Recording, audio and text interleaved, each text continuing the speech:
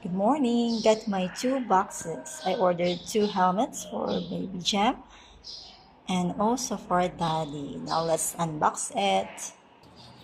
Okay, first helmet for daddy.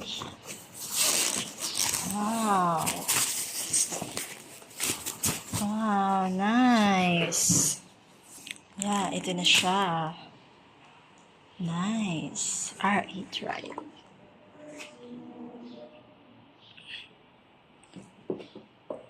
Wow, it's worth 600 baht. Nice. Let's see.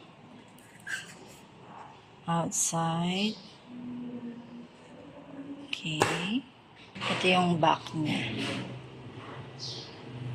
So, and nice.